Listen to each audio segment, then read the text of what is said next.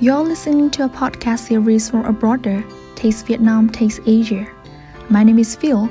Be here with us to immerse in authentic Asian cultures and learn stories from our interns' experience.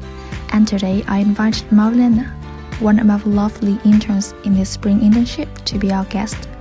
Marielena will share her experiences, thoughts, feelings, and some advice when entering a remote internship.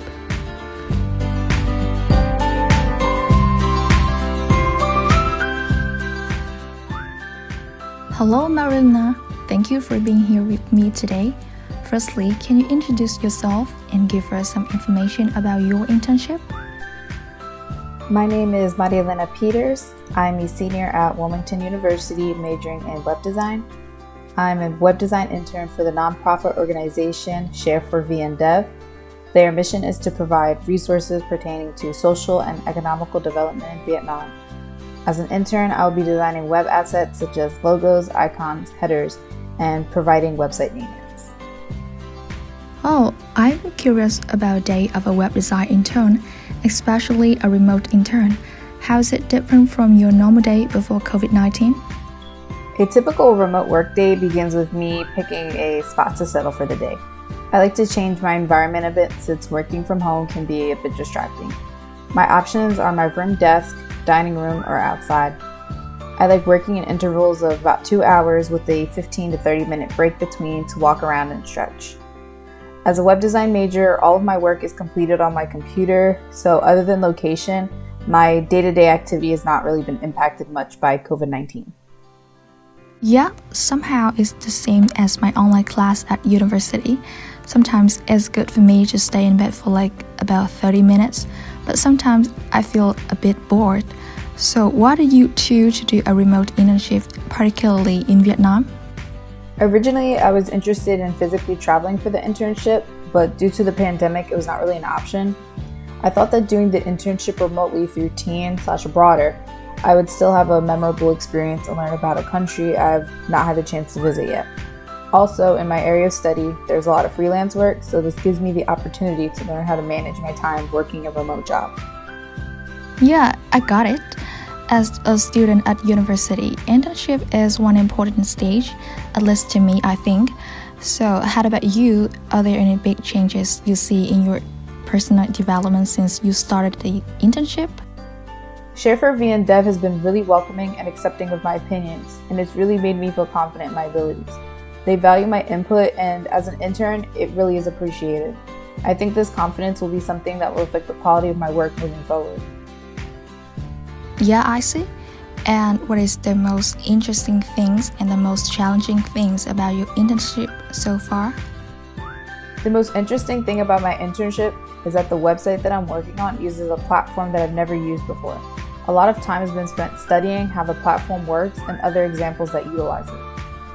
This will be extremely beneficial to me in the future, as I've found that many businesses and organizations use this platform to create their own websites.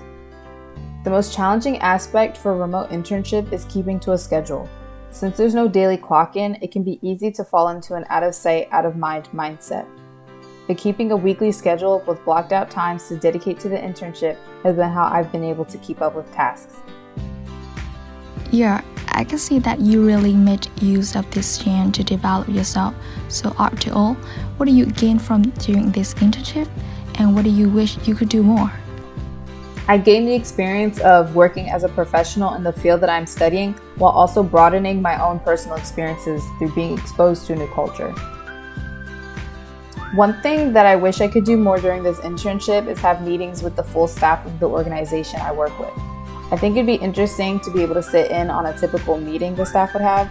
My meetings have been with just my supervisor, but in general, the meetings have been fine. You had a chance to try something new and had lesson learned as well. That's cool. And I know you had cultural experience too, not just work, right? So how do you feel about joining cultural sections? The cultural sessions have been one of the most enjoyable parts of the internship experience. I appreciate all of the effort the staff and local buddies put into each meeting to make it both enjoyable and educational for us interns. I really look forward to the cultural sessions. Even though this program is remote, every meeting has been very interactive and engaging. The use of games and breakout rooms to encourage dialogue between local buddies and interns is wonderful. Yeah, I see. I'm so glad to know that you enjoyed the activity. Do you share your experiences with your family and friends? I'm very quick to share the experiences with my family, like directly after I hit the leave meeting button. The sharing of the meetings has piqued their interest in learning more about Vietnamese culture, and now they want to travel with me whenever I eventually make plans.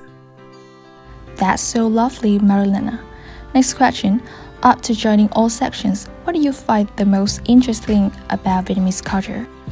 Food and Vietnamese pop music were my introductions to the culture. I live in an area with many Vietnamese restaurants and fell in love with the cuisine. Learning more about the cuisine and dining etiquette through the cultural session was very interesting. I especially liked learning about how important balance is to a traditional meal. Oh, your area has Vietnamese restaurants. That's cool. I can view our connection right now. Yeah. And I'm sure it's the same with others abroad staff when talking to you. Do you feel that way, like you have fun when talking with abroad staff and local buddies as well? There are a lot of fun sharing moments between us interns and the local buddies, especially through our WhatsApp group chat. Whether it's food pictures, pictures of local fauna, craft challenges, or even videos using short Vietnamese phrases we learned, it's always a fun time interacting with everyone.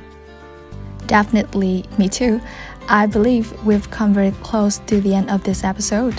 Before leaving, can you give some advice to future students when they do remote internship?